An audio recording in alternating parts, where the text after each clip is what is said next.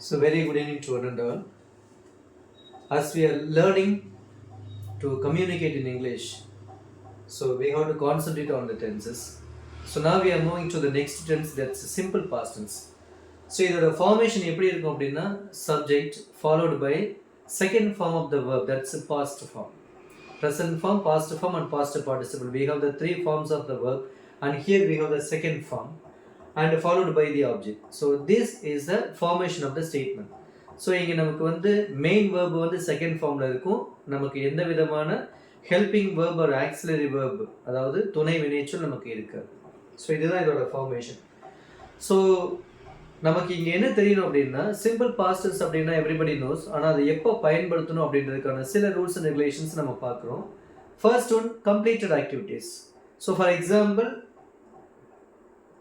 we saw him last Sunday. நம்ம கடைசி அவரை வந்து போன ஞாயிற்றுக்கிழமை பார்த்தோம். So it's completed activities. So next rule என்ன அப்படின்னா habitual actions in the past but not in the process. Habitual actions in the past but not in the process அப்படின்னா நம்ம பொதுவாக வந்து கடந்த காலத்தில் ஒரு செயலை வந்து வழக்கமாக செய்வோம். அதாவது எப்படி அப்படின்னா being punctual, being on time, and next one என்ன அப்படின்னா maybe the habit of walking or practising to read something like that. So அதெல்லாம் வந்து நம்ம பொதுவாகவே நம்ம செஞ்சுருப்போம். பட் இப்போ நம்ம எதையுமே செய்கிறதில்ல.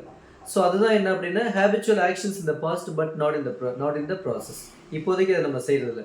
ஸோ அதோட எக்ஸாம்பிள்ஸ் என்ன அப்படின்னா I always got up early when I was young. நான் சின்ன வயசாக இருக்கும்போது ரொம்பவே சீக்கிரமாக எழுந்திருச்சிருவேன். But nowadays I don't practice. அப்போ இது என்ன அப்படின்னா once upon a time it was a habitual action. அது வந்து ஒரு வழக்கமாக இருந்துச்சு. பட் அது இப்போதைக்கு இல்லை. ஸோ அப்படிப்பட்ட சுச்சுவேஷன்ஸில் வரும்பொழுது நம்ம சிம்பிள் பாஸ்டன்ஸ் தான் நம்ம பயன்படுத்தணும். So thank you so much. And one by one we will see the other tenses. ஒவ்வொரு டென்ஸோட ஃபார்மேஷன்ஸ் எப்படி இருக்கும், நாம் எப்படி நம்மளுடைய கம்யூனிகேஷன் ஸ்கில்ல பயன்படுத்தணும். ஸோ அதை நம்ம கரெக்டாக பயன்படுத்தும் பொழுது we can avoid the grammatical mistakes. Thank you.